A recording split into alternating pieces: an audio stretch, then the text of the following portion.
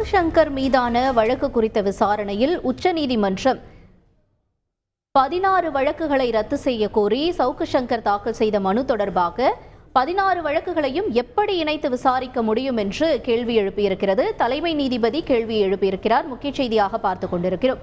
கூடுதல் தகவல்களை செய்தியாளர் வெங்கடேசன் வழங்க கேட்கலாம். வெங்கடேசன், வணக்கம். இந்த வழக்கு தொடர்பாக தமிழக அரசு தரப்பிலிருந்தும் மேலும் சவுக்கு சங்கர் தரப்பிலிருந்தும் வைத்த விவாதங்கள் என்ன? நீதிபதி சொல்லியிருக்கக்கூடிய கருத்துக்கள் என்ன? வணக்கம். சவுக்கு சங்கரை குண்டர் சட்டத்தில் மீண்டும் அடைத்த உத்தரவை ரத்து செய்ய கோரி அவரது தாயார் தாக்கல் செய்த மனுவையும், ஏற்கனவே சவுக்கு சங்கருக்கு எதிராக 16 வழக்குகள் தாக்கல் செய்யப்பட்டுள்ளதை ரத்து செய்ய கோரி அவரது சார்பில் தாக்கல் செய்யப்பட்ட மனுவையும் இணைத்து உச்சநீதிமன்ற தலைமை நீதிபதி டி.ஒய். சந்திரசூட் தலைமையிலான அமர்வு விசாரித்தது.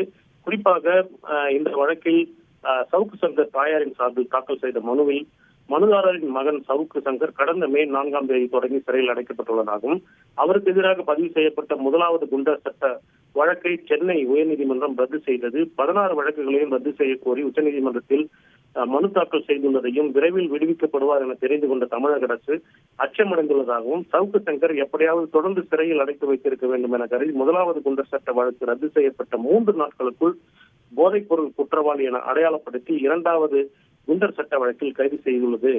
கஞ்சா வைத்திருந்ததன் வழக்கில் ஏற்கனவே கடந்த ஜூலை 29ஆம் தேதி ஜாமீன் வழங்கப்பட்டுள்ளது. இருப்பினும் 2வது முறையாக குண்டர் சட்டம் பழிவாங்கும் நோக்கில் பாய்ந்துள்ளது என்றும், இது உச்சநீதிமன்ற தீர்ப்புகளுக்கு எதிராக உள்ளது என தெரிவித்து இந்த மனுவை தாக்கல் செய்திருந்தார். இந்த மனு இன்று மீண்டும் விசாரணைக்கு வந்தபோது 16 வழக்குகளையும் எப்படி இணைத்து விசாரிக்க முடியும் என்ற ஒரு கேள்வி தலைமை நீதிபதி முன்வைத்தார்.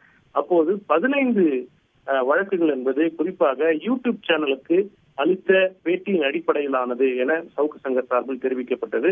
அப்படி என்றால் ஏன் அந்த 15 வழக்குகளையும் ஒன்றாக இணைத்து விசாரிக்க கூடாது? இது குறித்து நீங்கள் விளக்கம் அளிக்க வேண்டும் என தமிழக அரசுக்கு ஒரு உத்தரவை பிறப்பித்துள்ளது.